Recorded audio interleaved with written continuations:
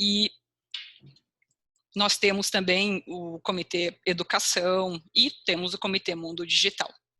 O Comitê Mundo Digital, ele tem como propósito desmistificar a tecnologia. Então, o que nos uniu foi justamente esse aspecto de ter mais mulheres na tecnologia. A gente percebeu que nós éramos muito poucas e o nosso olhar, a maneira como a gente enxerga esse desmistificar era muito importante para desenvolver ações e fazer com que toda a sociedade tivesse os benefícios a partir de um conhecimento mais empoderado da tecnologia. A partir desse propósito que nos uniu, a gente desenvolveu diversos tipos de ações, né?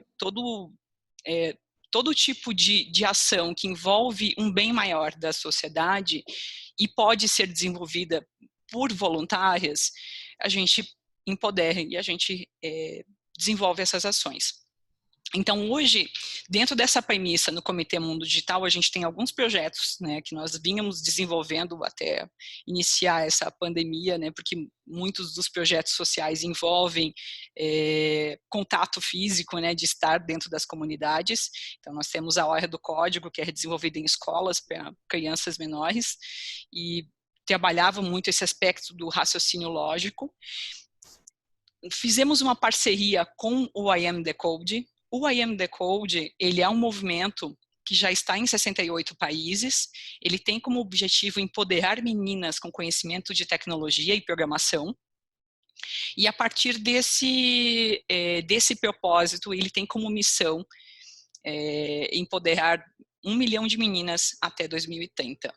E vai de encontro totalmente com os objetivos do desenvolvimento sustentável, né? Até porque as aulas que são desenvolvidas, só para vocês entenderem a metodologia, é uma metodologia própria do projeto, e uma das modalidades, né, dos eventos que a gente desenvolve são os Digital Clubs, e esse Digital Club acontece em 12 aulas dentro de comunidades como favelas, por exemplo. E essa que foi a grande coincidência da vida, né, que trouxe essa conversa para a gente realmente iniciar esse bate-papo. Quando eu conversava com o Rodrigo, que o Rodrigo é um amigo pessoal, nós falávamos muito a respeito de inovação, e isso é muito curioso, né, porque a gente tem um propósito, né, de vida, e quando percebe, tem valores que nos conectam com outras pessoas, com amigos, né, que a gente desenvolve. E quando você vai evoluindo na amizade, você vai percebendo o quanto temos coisas em comum. E de tanto ele falar a respeito de um projeto super fantástico que ele desenvolveu nas comunidades, eu falei, calma, me explica um pouquinho mais, vocês não estão precisando de ajuda, não? Deixa a gente ajudar vocês, né? E foi nessa conversa que nós nos tornamos, dentro do Comitê Mundo Digital, nos tornamos parceiros do I Am Decode, para poder empoderar esses projetos e ajudar que ele realmente acontecesse dentro das comunidades. E aí a gente iniciou uma longa trajetória, né, e isso foi muito bacana, e a partir dessa trajetória eu acabei entrando também para o I Am Decode, né, hoje eu faço parte do time do Brasil, e acho muito legal a gente entender o quanto a vida se mistura, né, então aí a gente está falando de amizade, né, a gente está falando de uma relação pessoal, a gente está falando de conceitos, né, de informações de mercado, que é bacana, né, o Rodrigo trabalha com inovação, sempre acompanhei ecossistemas de inovação, sempre gostei muito dessa área, e a gente está falando principalmente de projetos sociais que nos movem. E o Rodrigo, que está aqui com a gente hoje, ele é gerente de inovação da Leroy Merlin, e além de um amigo fantástico que eu admiro demais, né, por uma busca pessoal muito dele, ele tem uma busca de autodesenvolvimento, de se conhecer cada vez mais, de gostar, por exemplo, de meditação, né? Ele me apresentou a meditação budista Zazen, que eu achei bacana, e não estou muito nessa área, mas foi legal conhecer. E isso foi uma coisa que sempre me despertou muito curiosidade, porque é uma pessoa da tecnologia, a gente tem um conceito de estereótipos, né, de profissionais e colegas nessa área que às vezes não tem tanta essa intimidade com áreas muito criativas, né? E ele realmente é uma pessoa que traz muito desses aspectos. Na vida pessoal gosta de música, é masterchef, é mestre cervejeiro, né, Rodrigo? Olha quanta atividade criativa aí para fomentar iniciativas novas. E né, na sua história profissional como empreendedor, antes de estar à frente da Leroy, ele desenvolveu diversos projetos, teve até um trabalho aí de gamificação para a Zódio, né, um pouquinho antes de aceitar esse desafio de trabalhar na Leroy. Então, começo apresentando, né, ele por essa admiração mesmo de ser um profissional dessa área de tecnologia, de gostar de inovação e de ter um aspecto de trabalhar muito essa questão do entendimento de si próprio, né, e esse autodesenvolvimento e essa questão do desenvolvimento criativo, né, que ele sempre teve. Então, Rodrigo, assim, que eu gostaria de saber de você nesse momento, né? Se você puder contar um pouquinho sobre o teu propósito de vida, né? O que te levou a trabalhar com tecnologia, a trabalhar tão apaixonadamente com inovação, e como é que você chegou no I Am The Code, por exemplo, né? Se puder contar um pouco para a gente, te agradeço. Obrigado, muito honrado aqui em poder participar, muito honrado pelo convite, né? Tá falando mais uma vez aí para o Grupo Mulheres do Brasil, né? Que é uma coisa sensacional, um homem poder falar para um grupo de mulheres tão fortes, né? Então é sempre um friozinho na barriga aqui quando a gente fala com, com esse grupo. Bom, difícil, eu não gosto muito de falar sobre mim mesmo, né? A Mi sabe bem, eu sou um pouco mais low profile. Obrigado por ter feito essa apresentação inicial.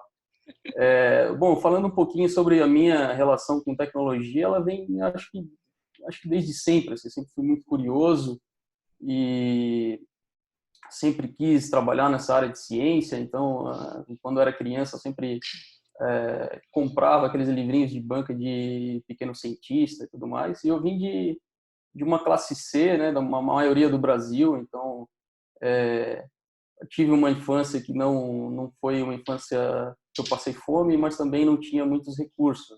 Então, morava com mais 3 irmãos, na periferia de Criciúma, Santa Catarina, né, num bairro de periferia. Mas meus pais sempre foram muito trabalhadores, então nunca faltou comida na mesa, nem nada desse tipo. E minha mãe sempre foi educadora. Então acho que começa por aí tanto a ligação com a ciência, quanto a ligação com depois que a gente vai chegar lá no I Am The Code, sempre a minha história é envolvida com muitas mulheres fortes, né? Então minha mãe é educadora, sempre fui envolvido ao lado sempre de grandes mulheres, minhas irmãs, a minha esposa, minhas amigas. Então, hoje eu acho que eu tenho mais amigas mulheres do que amigos homens. Acho que é uma coisa difícil de acontecer, né? Mas eu tenho um carinho muito grande assim para esse universo feminino. E comecei lá em Criciúma com essa paixão pela ciência. E lá em 1995, por aí, tive acesso ao primeiro computador na escola que eu trabalhava, e a primeira, acho que foi tipo, amor à primeira vista, assim. Então não saí mais de dentro do laboratório de informática da escola e comecei a estudar bastante. Então eu acho que, eu acredito, como a Mi falou, eu gosto do budismo, então eu sempre acredito nesse negócio do karma, né? Então o trabalho duro ele vai gerando sempre bons resultados. E de começo, como não tinha acesso a muitas pessoas da área, eu estava numa cidade muito pequena, num estado que é pequeno, né, num bairro que era um bairro de periferia. Então, o acesso a essas pessoas era muito difícil. Então, eu comecei a estudar software livre. E eu acho que isso foi o que abriu também as portas para o trabalho voluntário, né? Então, software livre você faz o software não pensando em lucro, mas sim pensando em ajudar realmente. Você está fazendo algo que outras pessoas podem utilizar sem precisar pagar para você. E aí eu comecei a estudar algumas matérias e comecei a me desenvolver nessa área do software livre. Então, sempre que eu fazia alguma coisa sem esperar lucro, parecia que coisas boas iam acontecendo. Então, eu fiz uma apresentação no Fórum do Software Livre, que foi um projeto que eu desenvolvi para a faculdade, o Fórum Internacional do Software Livre em Porto Alegre. Acabei ganhando bastante destaque, porque era um fórum muito grande, e eu levei muita sorte de estar o presidente da Open Source Matters Foundation, que é a fundação que mantinha a plataforma que eu ia palestrar. Então, eu desenvolvi um sistema que você desenvolvia um diagrama gráfico de como seria seu código, e ele gerava um código pronto para os programadores. E isso acabou ficando famoso no mundo inteiro. Então, eu dei palestra, comecei a ser convidado para dar palestras fora do Brasil e tudo mais. E uma dessas palestras na Alemanha, eu conheci o pessoal da Porsche, né, que eles desenvolviam todos os sites da Porsche, e eles me convidaram para utilizar a plataforma que eu tinha desenvolvido para desenvolver o site da Porsche aqui no Brasil. Aí foi aí que eu abri a minha empresa, que era a Jetworks na época, e comecei a ter um pouco mais contato com essas empresas grandes. A minha empresa depois foi vendida para uma empresa do Silicon Valley, chamada Coffee Bean Technology.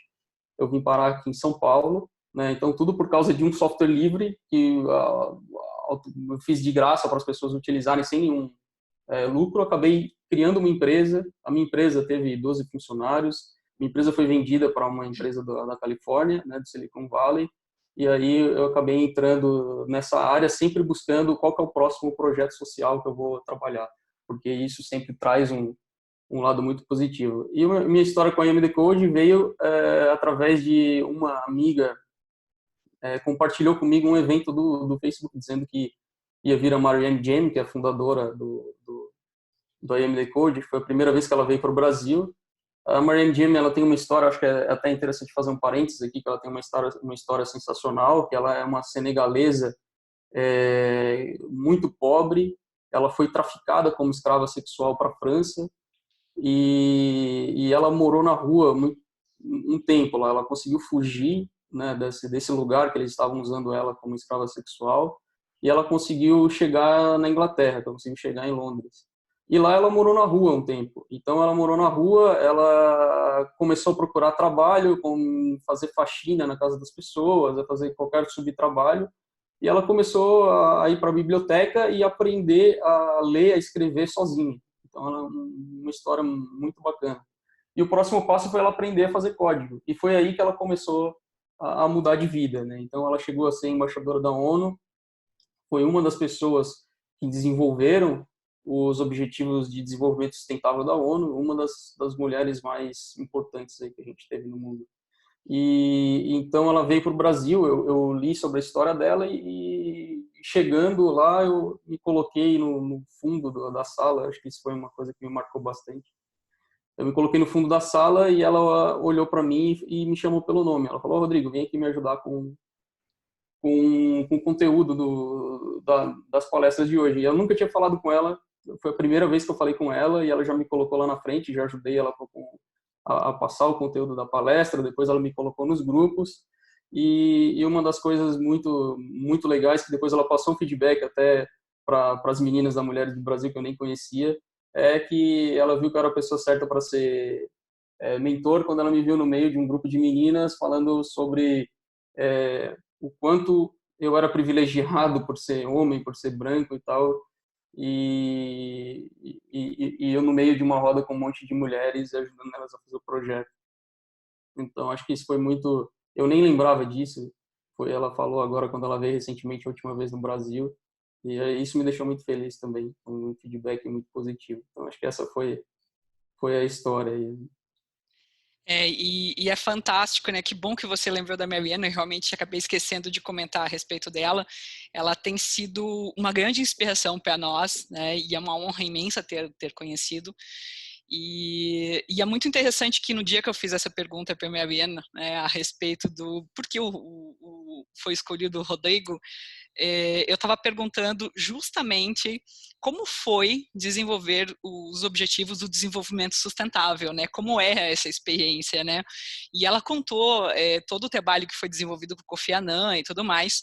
E nesse aspecto, ela disse que cada pessoa carrega mais fortemente um dos objetivos do desenvolvimento sustentável, como seu perfil, né, como uma questão atrelada a um propósito, a um posicionamento. E isso eu achei super curioso quando ela disse, porque realmente alguém que desenvolve algo como, né, como um objetivo de desenvolvimento sustentável que é tão importante, né, chegou nessa conclusão desses 17, eram muito mais antes, ela até começou a contar esse processo. E aí eu fiz a pergunta, bacana, que interessante essa percepção, e quais seriam, né, os objetivos que representam, que te representam, ou que nos representam, né? A gente estava falando, nós, Thaís. E aí, naquele momento, ela olhou para o Rodrigo e ela disse, olha, o Rodrigo é a inovação, né? É o 8, né, Rodrigo? Eu não lembro agora, Eu acho que é sinceramente. o 8 e igualdade de gênero também, né? E aí ela foi trazendo essas percepções, então isso é o tipo de entendimento de causas sociais como essa que nos trazem uma percepção do que nos liga enquanto sociedade, né? A gente realmente está todos conectados e quando a gente traz isso para um aspecto mais... enquanto sociedade e esse momento que a gente está vivendo, faz total sentido, né? Porque é exatamente isso que está se pedindo nesse momento, né? Fique em casa, pense no próximo, né? E mais do que nunca a gente está sendo forçado a vivenciar isso de alguma maneira. E nessa conversa da redescoberta humana nesse mundo digital, para nós é muito pertinente isso, porque quando a gente começou a falar dessa questão da desmistificação da tecnologia, e quando a gente estava em grupos mais reservados, com mulheres que trabalhavam já há muito tempo na área da tecnologia, entravam muitas as questões a respeito de como a gente evolui nesse cenário de transformação digital, né? E esse cenário de transformação digital, ele sempre caía no mesmo ponto, no mesmo conceito. Tudo são pessoas. A tecnologia são somente ferramentas, ela é um meio para a gente realizar. E aí, quando a gente começa a falar que tudo são pessoas e a gente precisa se reinventar, sempre existiu uma lacuna muito grande desse entendimento de como se faz isso na prática, né? Então, era uma conversa que quem já vivenciava isso no mundo da tecnologia entendia, e quem não vivenciava achava bacana, mas não conseguia contextualizar isso muito na prática. E, de repente, hoje, a gente está num momento onde que a transformação digital ela faz parte da nossa sociedade. De alguma forma, a maior parte de nós foi obrigado a entrar no universo digital de uma maneira mais ativa, e eu estou falando até em nome de muitas mulheres, né, de projetos sociais que nós temos aí no Grupo Mulheres do Brasil, pessoas, né, de idade, aí na terceira idade, por exemplo, que nunca assistiram um webinar na vida e estão tendo que acessar o Zoom, por exemplo, né? Então, são situações como essa que está nos fazendo repensar que realmente a gente chegou no ponto, né, da transformação digital, de que a gente está cada vez mais online. O isolamento nos trouxe isso, e o isolamento trouxe um outro aspecto muito pertinente, né? A gente sempre dividiu a nossa vida entre papéis, né? A gente tinha o papel, por exemplo, como profissional, como família, como social, como lazer, como estudos, né? Nós tínhamos vários ambientes onde nós nos dividíamos nesse aspecto. E com o isolamento, nós somos obrigados a vivenciar isso tudo ao mesmo tempo. Então, por diversas vezes, desde que essa pandemia iniciou, eu trabalho com uma solução de transformação digital para marketing e vendas. Eu faço muita reunião online há muito tempo, isso para mim já não é novidade, mas o que se tornou novidade foi justamente estar numa reunião de negócios e a pessoa do outro lado, né, me pedir licença porque tem uma criança gritando lá no fundo, precisando de atenção. E ok, essa é a vida que se mistura, é a vida real. E a gente antes separava esses papéis imaginando que, não, aqui eu tenho que ter essa postura, lá eu tenho que ter outra postura, né? E realmente esses momentos eram todos muito separados e às vezes a gente não se perguntava qual é de fato o nosso propósito, né? E como essas coisas, esses papéis se correlacionam. Então, nesse aspecto, nós tivemos que vivenciar, nós estamos todos vivenciando esse momento, né, dessa fusão de todos esses papéis. E aí entra uma coisa muito interessante que a gente já vivenciava dentro, né, das áreas de tecnologia, mas é menos. né? Então, se hoje cada um desses momentos se fundiram, nós precisamos otimizar o nosso tempo. Nós realmente precisamos fazer o melhor no menor tempo possível, né? Então, é tempo de qualidade que a gente está falando. Então, se a gente começou a fundir, né, todos esses aspectos, a gente entra numa questão que vai muito de encontro com as metodologias educativas que a gente sempre fala para nos preparar melhor para a tecnologia, né? E essas metodologias sempre trabalharam um aspecto da simplicidade. Então, mesmo num projeto de transformação digital, se um cliente, né, que eu atendo me pede para desenvolver as mesmas atividades, as mesmas estratégias dentro do universo digital, exatamente iguais acontece no mundo offline, a gente tem aí um excesso de informações que não faz mais sentido. E uma tremenda burocracia, né, que realmente não casa com o potencial que a ferramenta nos traz. E já dentro desses projetos, a gente é obrigado a simplificar. Tem que simplificar, tem que simplificar. E cada vez mais a gente se perguntava, mas como que a gente simplifica? Né? E trazia ferramentas, metodologias ágeis. Nossa, quanto design thinking, né, a gente já usou na vida para realmente conseguir absorver todas essas informações, né? E de repente isso agora passou a ser um desafio pessoal. A gente está precisando vivenciar isso nas nossas próprias vidas, né, para que realmente a gente tenha mais qualidade. E acredito que muitos de vocês, assim como tem acontecido comigo e com o Rodrigo que está aqui, que a gente já conversa há muito tempo a respeito, talvez vocês tenham se perguntado por que eu faço o que faço, né? Qual é o meu propósito de vida, né? E eu acho que é um momento muito importante para uma reflexão, para realmente a gente nos entender como ser humano e conseguir ajudar nessa síntese, né, do que realmente, como a gente torna isso mais simples e como a gente faz mais com menos.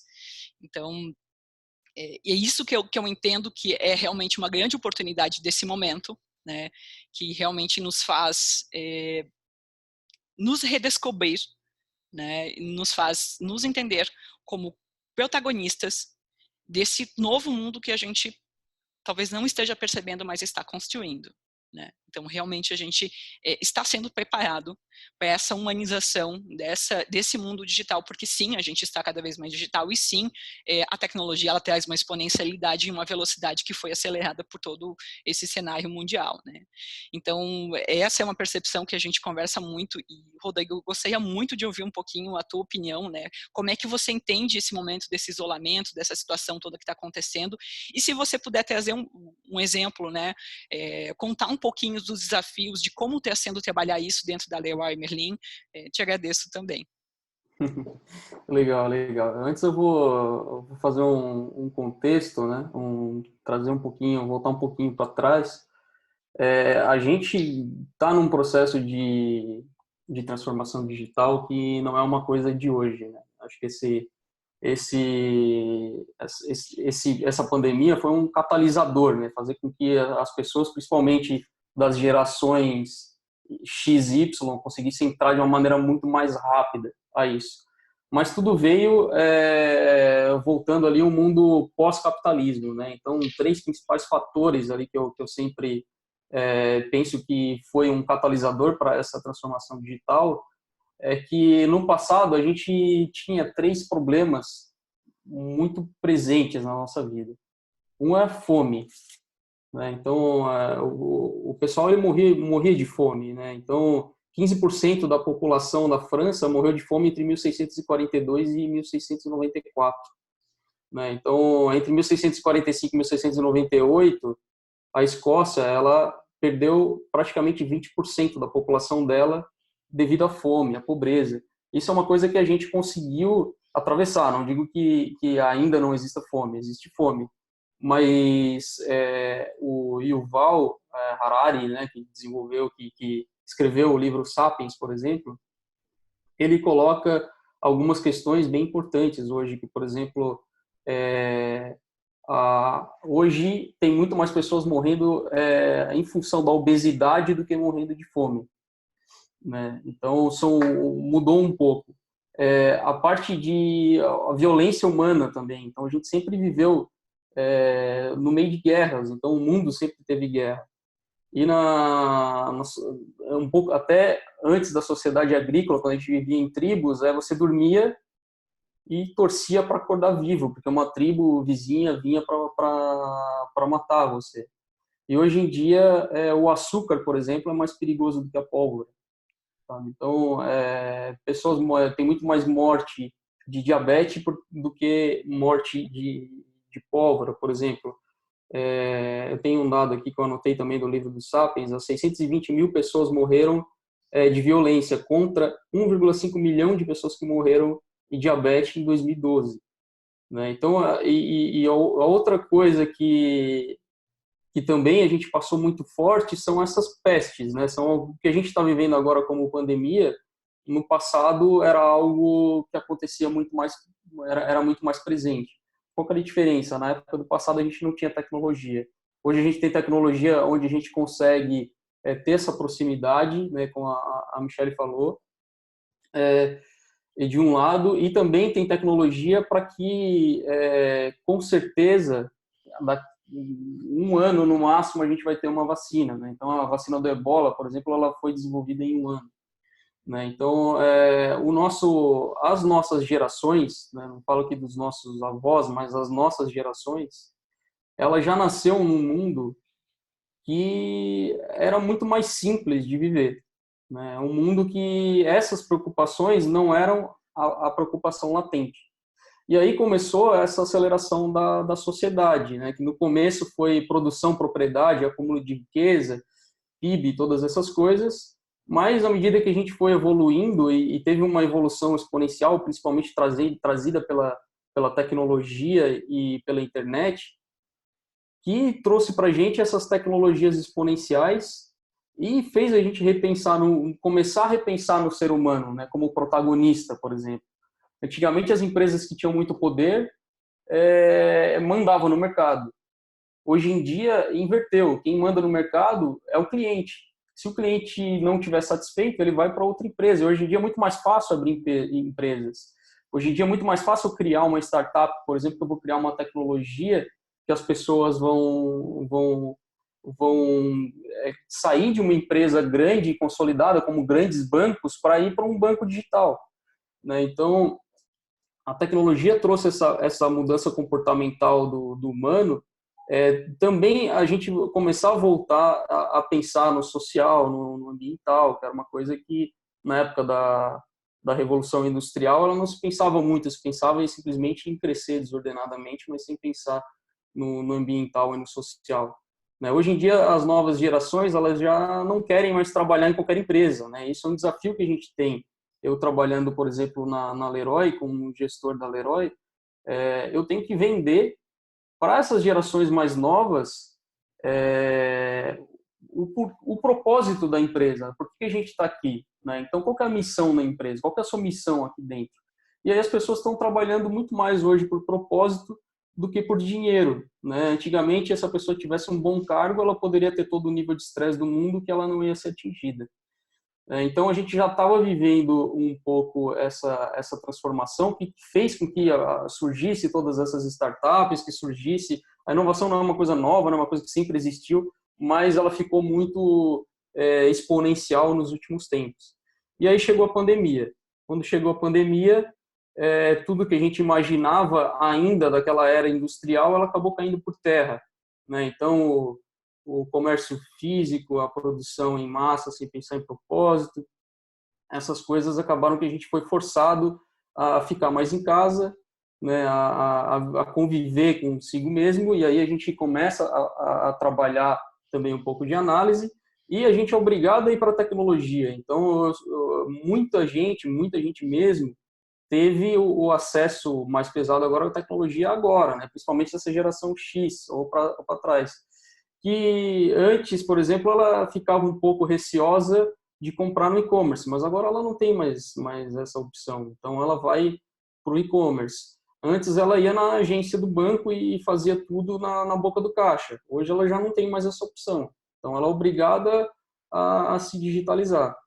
Acho que essa, desculpa te interromper, mas eu acho que esse ponto, né, da questão do e-commerce é muito interessante até você trazer o exemplo de como é que vocês estão tratando isso dentro da Leroy hoje, né? Sim, Que eu acho isso sim. muito bacana, porque realmente mudou tudo, né?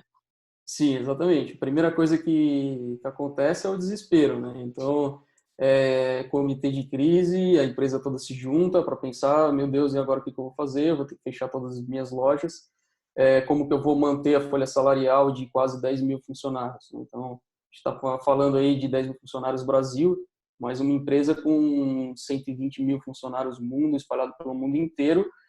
A nossa sorte é que a gente conseguiu prever o futuro, né, na nossa frente, porque o negócio começou na China, foi para a Europa, então a gente começou a entender um pouquinho o que estava acontecendo com a Leroy Merlin nesses países, né, principalmente na Europa, quando chegou na Itália, teve o lockdown começando lá, tendo que fechar lojas e tal, e aí a gente conseguiu se preparar um pouquinho melhor aqui.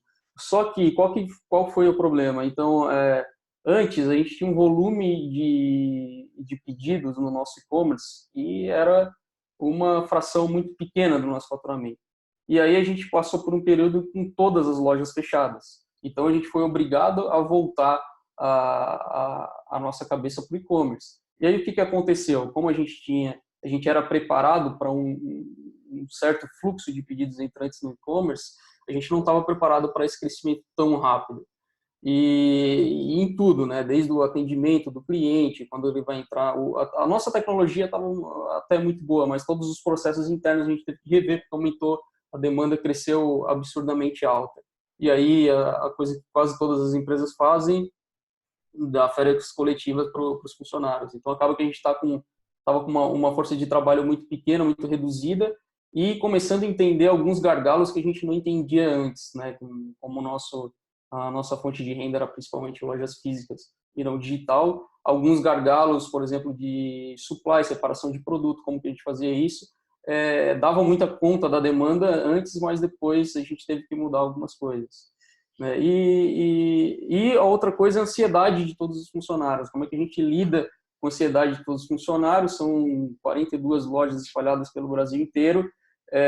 Um pessoal em Santa Catarina, um pessoal no Nordeste. Como que esse pessoal trabalha essa ansiedade? Não sabe o que está sendo feito porque as decisões principais da empresa estão sendo tomadas pelo comitê de direção da empresa, centralizado, e à medida a gente trabalhou muito tentando passar uma transparência para esses funcionários para que eles conseguissem ficar tranquilos, né? Então foi um período que a gente teve principalmente de lojas fechadas com muita tensão, e aí a gente utilizou das ferramentas do marketing interno, da transparência, para dar um pouco de tranquilidade para os funcionários.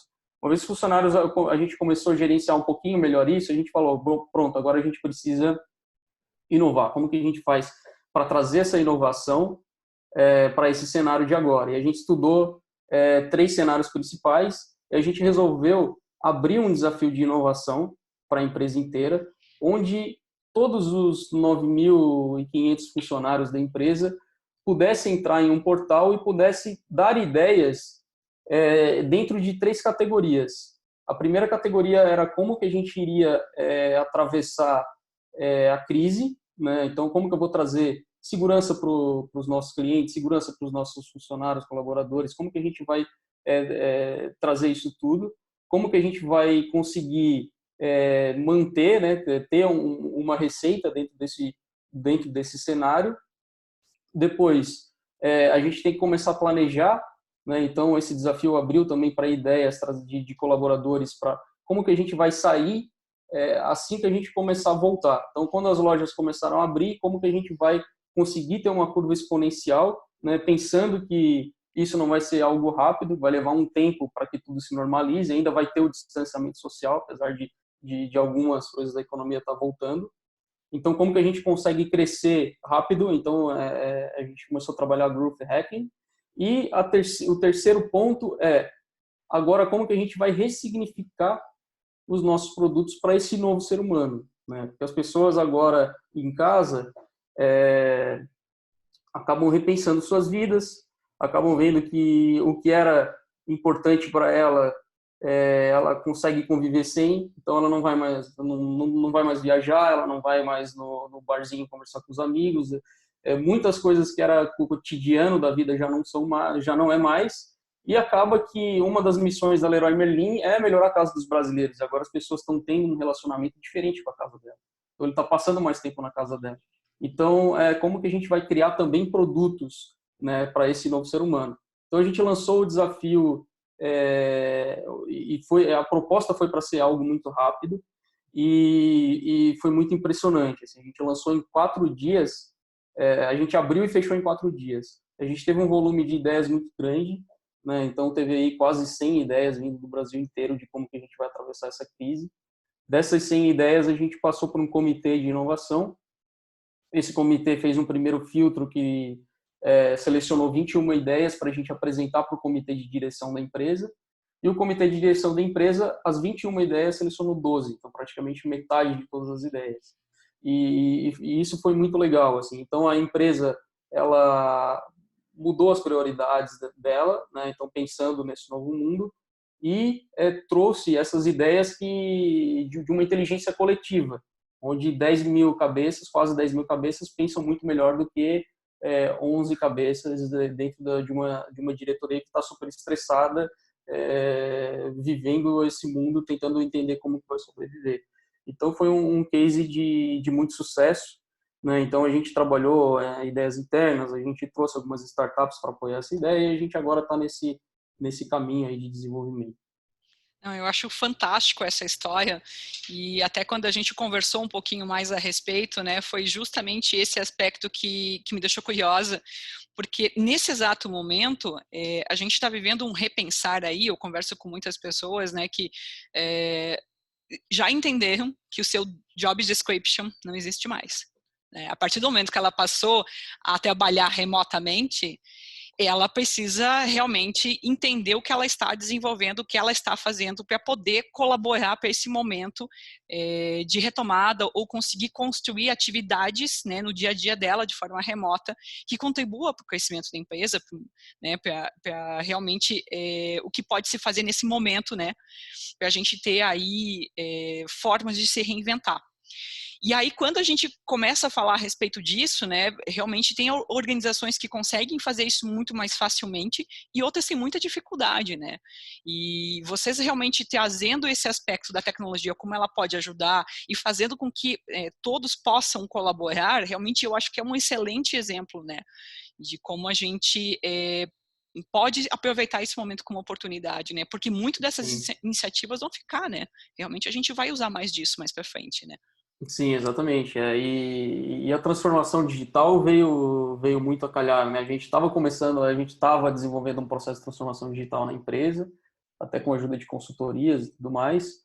Mas depois que a gente entrou na crise, a gente foi obrigado a virar muito rápido para isso, né? E o legal é que a empresa foi muito bem clara quando passou para esse período de home office. Então a gente fez um manual, alguns manuais de boas práticas quando você vai trabalhar home office, né? A gente entende que a pessoa está convivendo com outros familiares, então não tem aquela pressão grande por horário, né? Então outra coisa, a pessoa está vivendo um período de muito estresse, né? Então como que a gente ajuda as pessoas que estão trabalhando home office a se organizar, porque como você falou, muitas são mães, tá o filho querendo atenção de um lado, tem barulho na rua, porque você está trabalhando na sua casa, você não está dentro de um escritório, não tem uma acústica ideal para o trabalho muitas vezes. Você está lidando com aquela ansiedade, com empresas cortando salários, com empresas cortando pessoas. Então, como que a gente ajuda também a todas essas pessoas a se organizarem, né? Então, eu acho que isso é muito bacana, né? A empresa como o Leroy, ela criou algumas boas práticas, ela continua compartilhando boas práticas, né? Porque todo dia a gente está descobrindo coisas novas, então não é uma regra escrita em pedra.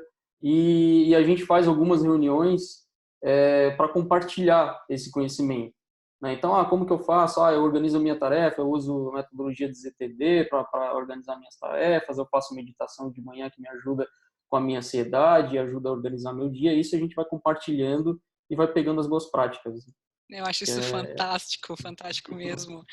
E é muito legal porque quando a gente falava desse momento que a gente está vivendo agora, a gente falava como se fosse acontecer daqui a 10 anos, né? E de repente a gente está vivenciando a tendência no mundo atual de uma maneira muito rápida, né? Tudo aconteceu de uma maneira muito, muito rápida, por isso que é tão caótico e tão difícil, né? Sim. E eu gosto muito de acompanhar conteúdos de tendências de consumo, né? Eu ouvi um webinar esses dias da Box 1824 e eles falavam que agora a gente está vivenciando as tendências do que seriam daqui a 10 anos, né? E começaram a trazer insights do que vai ser daqui para frente com a economia regenerativa, que eles estão chamando, né? E eu achei brilhante esse insight de economia regenerativa, porque, de novo, traz a consciência e o mindset do digital, né?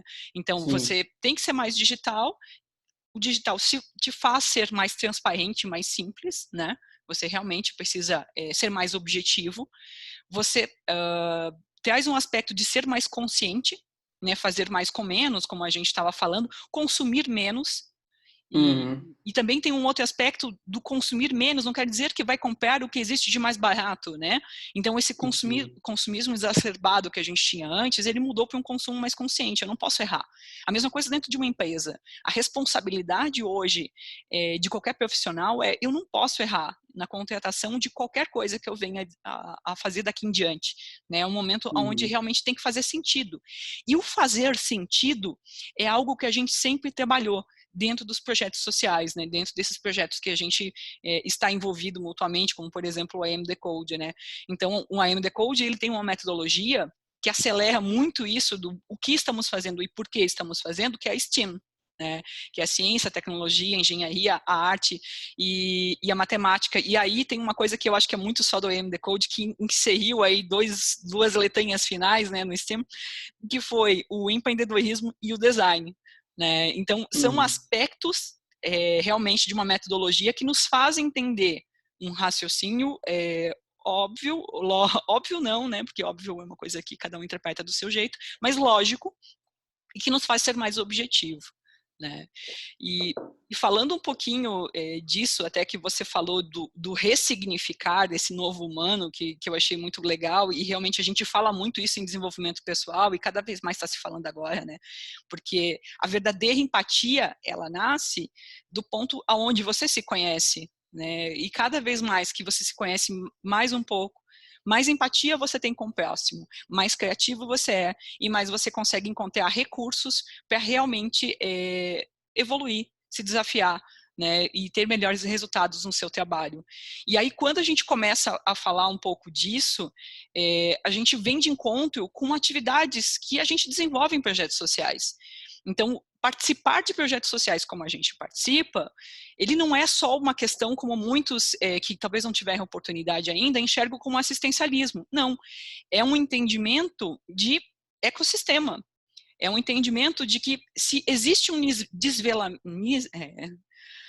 se não estamos todos na mesma página, realmente fica mais difícil da gente conseguir ter boas políticas públicas, por exemplo, né, trabalhar com os orçamentos, enfim, de tudo que a gente está vendo aí de problemas que a gente está passando hoje.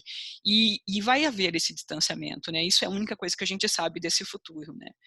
E, ao mesmo tempo, quando a gente participa ativamente, a gente ganha muitas soft skills, né? Então, a gente promove aí uma atividade que rompe as bolhas. A gente realmente faz com que essas pessoas tenham acesso a informações que, de repente, no universo delas, elas não teriam. E isso, por si só, já é o suficiente para elas buscarem novos recursos, né? Então, e é um ganha-ganha de verdade, né? Isso realmente é ser colaborativo. E a gente está chegando aqui nos últimos 10 minutos, eu não queria passar muito do tempo para o pessoal, só para a gente dar um fechamento, e se der tempo a gente ainda abre umas perguntas, que é justamente um pouco desse aspecto, né? Da gente pensar o que a gente pode fazer hoje para nós sermos verdadeiramente colaborativos e começarmos a nos preparar e pensar mesmo como ecossistema, a sociedade toda como um ecossistema, como a gente pode ter essa retomada, como a gente pode buscar esse distanciamento, né, e acelerar algumas iniciativas para diminuí-lo e a gente realmente evoluir melhor a partir desse cenário, né? Então, Qual é a tua percepção a respeito disso? O que você enxerga que a gente pode começar a desenvolver hoje nesse sentido, né? Cada pessoa que está aqui. Legal, legal. Você falou muito bem do negócio da educação, né? Para mim, a educação é a principal chave de tudo, né? A base de tudo. E é onde também a gente tem os maiores degraus aí, de diferença entre classes, por exemplo. Então, eu não gosto do termo de classes, assim, mas tem uma diferença muito grande, por exemplo, entre acesso à educação, que faz toda a diferença para quem você vai ser daqui para frente. Então, por exemplo, agora, nesse momento de isolamento social, até as escolas públicas do governo estão oferecendo acesso digital às aulas. Só que quem não tem internet, quem não tem computador, quem não tem telefone, como faz? Então, essa diferença ela vai aumentando cada vez mais, né? Então, quando a gente pensa no social, como que eu posso ajudar nesse momento? Às vezes é legal você pensar no que você vai gerar no impacto, né? Porque a gente vai precisar essa diferença que está gerando agora, esse gap que está gerando agora, ele vai só aumentar. E depois, essas pessoas, elas precisam correr muito mais. Ou elas já têm que correr hoje muito mais para chegar no mesmo lugar que uma pessoa de classe média consegue chegar, por exemplo. Mas ela vai ter que correr muito, muito, muito mais. E o negócio começa a ficar injusto. Então, eu investiria muito mais pensando nessa parte de educação. Então, como que a gente vai ultrapassar esse período pós-crise do que, por exemplo, pensar num negócio que... Porque, assim, de ideia boa, boas intenções, o mundo está muito cheio. Às vezes a pessoa acha que vai ter uma boa intenção, por exemplo, levando álcool em gel para as pessoas se higienizar, assim, uma super boa intenção, mas às vezes o impacto que ela vai gerar ali talvez possa ser até negativo, né? Porque ela pode, por exemplo, estar sintomática com coronavírus e vai acessar uma comunidade onde tem uma densidade demográfica muito grande. Então ela vai chegar e ela pode até gerar um impacto negativo. Eu acho que para a gente começar aqui, a educação, para mim, é onde a gente tem que manter o nosso foco, e o nosso foco muito forte agora. Então a gente tem um período de planejamento aí enquanto tem essa crise sanitária, e para a gente ir com força total assim que essa crise sanitária começar a ter uma remissão, a gente começa com força total, que é para tentar pegar essa classe desfavorecida e tentar colocar, não no mesmo nível, que a gente sabe que vai ser muito difícil, mas tentar chegar a alcançar o máximo possível, na minha Verdade. opinião. E eu acho que a gente tem recursos para isso, né? A tecnologia, por ser exponencial, como você mesmo comentou, ela ajuda, né, a acessar maior número de pessoas. Numa retomada, a gente fazendo uso dela, a gente realmente consegue fazer, acessar, por exemplo, comunidades, né, nesses tipos de projeto. E esses recursos, né, de metodologias como o STEAM, podem ajudar a acelerar, né, esse Sim. processo de educação, para que realmente a gente possa estar aí ajudando. E eu acredito muito nesse aspecto. Se alguma desses conceitos que a gente falou aqui provoca algum de vocês, eu acho que isso é um excelente momento para realmente trazer uma reflexão de como eu posso ajudar. E esse peso do como eu posso ajudar, tipo, a gente não consegue mudar o mundo, nem eu, nem o Rodrigo, a gente está participando aqui de um movimento que não está acontecendo, porque ele não acontece de forma remota, né? Ele acontece presencial, e hoje a gente está tentando entender como pode ajudar depois quando retomar.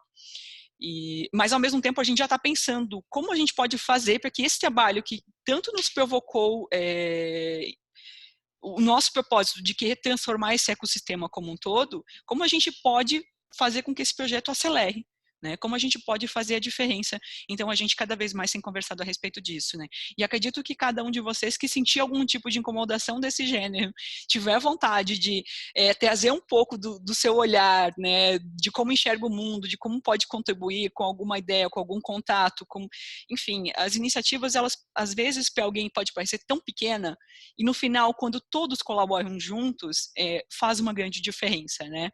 E é nisso que a gente acredita mesmo. O Grupo Mulheres do Brasil acredita principalmente que nesse momento, né, nessa questão do digital que a gente está vivendo, e que a gente pode ter aí uma retomada muito rápida se todos nós tivermos responsabilidade nesse aspecto, né? E pensarmos que realmente cada um de nós faz a diferença, né? Que eu acho que é esse que é a grande questão. Caso algum de vocês queira conhecer um pouquinho mais a respeito do Grupo Mulheres do Brasil, né? O site é grupomulheresdobrasil.org.br. O site, o e-mail do contato do comitê já tem ali para vocês nos e-mails que a gente enviou, né? Falando do convite do Simpla. E tem também o nosso LinkedIn, né, o Rodrigo como embaixador do IAM Decode, eu como do time do IAM Decode e do Mulheres do Brasil, né, fiquem à vontade para contactar, e, enfim, toda ideia é muito bem-vinda e a gente pode estender esses momentos de conversa para além dessa live, que super te agradeço, Rodrigo, foi maravilhoso conversar contigo, é muito legal, realmente a gente fala dessas coisas de uma maneira muito próxima e de repente está aqui falando com outras pessoas ouvindo, e foi muito bacana, né? Te agradeço muito por contribuir com toda a tua experiência aí. Obrigado. Só para finalizar, eu vi que a Raquel colocou uma pergunta ali sobre aprender a meditar, né? Aprender a meditar é um desafio para mim e até agora eu não consegui encontrar, é uma que consigo realizar. Se tiver dicas, aceito. Raquel, meditar é um desafio mesmo, né? É um desafio.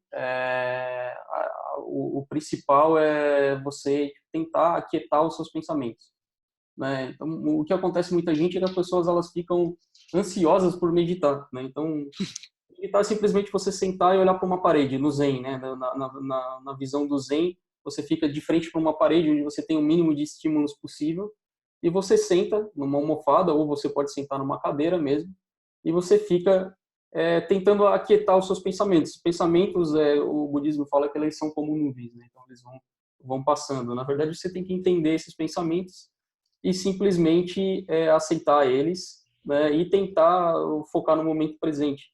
Então, basicamente, ele é muito simples, mas ele é muito difícil de fazer. E a única coisa que você vai te ajudar é o treinamento, né? O treinamento diário. Então, todo dia sentar um pouquinho de frente para a parede e tentar ficar calmo olhando para a parede. Você começa com 10, 15 minutos, vai aumentando para 20, depois você aumenta para 40, e aí você vai aprendendo. Acho que não tem muito segredo, não. Uma coisa que eu participo muito, que eu gosto muito, é de participar de uma sangha budista, né? Então, hoje eu participo do Daisen, que ele tem o Daisen virtual. Você pode entrar no site do Daisen e se cadastrar.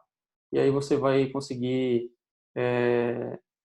participar e ter esses primeiros passos aí de como que é meditar. Olha, eu já prefiro as guiadas, tá? Eu acho mais fácil. Gente, essa do silêncio demorou muito tempo para mim conseguir fazer, hein? Recomendo as guiadas. Pessoal, se tiverem mais alguma dúvida, por favor, fiquem à vontade, tá? Podem perguntar, isso realmente é um bate-papo. Alguém quer perguntar alguma coisa?